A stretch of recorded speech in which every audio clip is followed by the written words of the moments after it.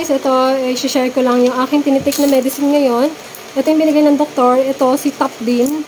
Metimasol to. Hindi pala ito. Thiamazole. Yun, ito, Tapdin, para to, matulungan niyang paliitin yung aking bukol sa leeg. So, nainom ko na to kaninang umaga. Ayan. Kulay pink yung capsule.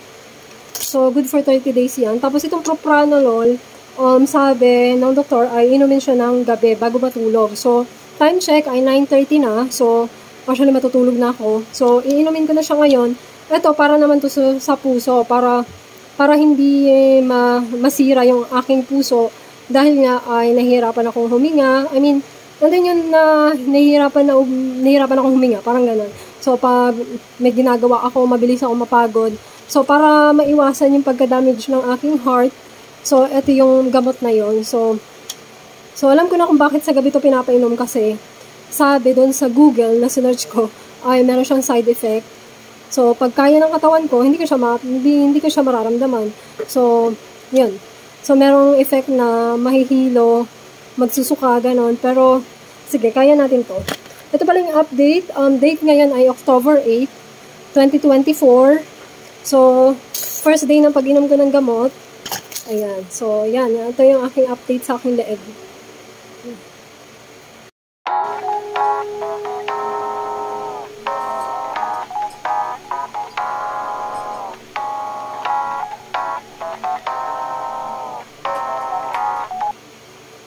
Napapansin ko, parang hindi pantay yung aking mata. Dito sa kabila, sa kanan, malaki. Tapos ito, parang normal lang. Yun ang bilog, oh. Tapos, parang namamaga yung dito ko, sa part na to. Baka side effect lang to ng gamot, kasi first time kong uminom kaninang umaga. So, yun. Ang bilog na mata ko, oh. Parang lumuluwa. Diba?